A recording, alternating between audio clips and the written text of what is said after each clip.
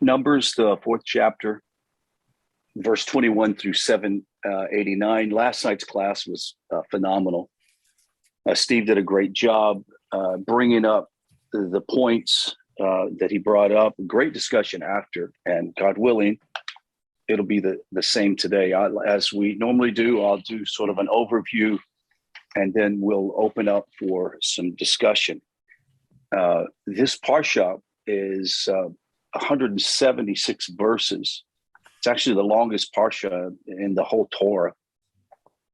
And the Midrashic commentaries, particularly, are so exceptionally lengthy on this, which is fitting that this parsha is really read on Shabbos after the festival of Shavuot. Regarding the giving the Torah, it's the idea is with a new reinstated vigor and love for Torah that we dive into this text to look at some very interesting observations that take place. So we have to remember, and we've said this over and over, but I'll note it again, that as in previous commentaries, the sequence of this parsha and the sections of the Torah are not always chronological. So I want to establish a little bit of chronological perception or what time that this happened in. It's very detailed in the last parsha when this takes place. And of course, Parashat Naso is a prime case of it being completely out of sync if you're accepting it to be in some particular order. The opener of this parsha obviously deals with the census of the Levitical families as a direct continuation of the previous parsha, B'midbar. And the closing section of which starts the narrative of the Levitical census and the command to Moses to conduct the census of the people and given on the first day of the second month. And this is the specific, what I call the specific time frame that we see. This given on the first day of the second month of the year after the Exodus. And I think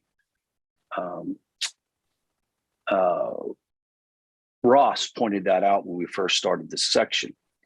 The chronological jump is not obvious immediately. However, the section after the Levitical census deals with commentaries that are related to the newly inaugurated sanctuary.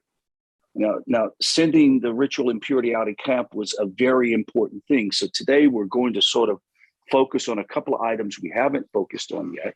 And that is the sacrifice of Sota, the wife suspected of infidelity. And we mentioned it already, and we won't belabor it more, but the Nazirite vow. And the interesting thing that the two of these are posted together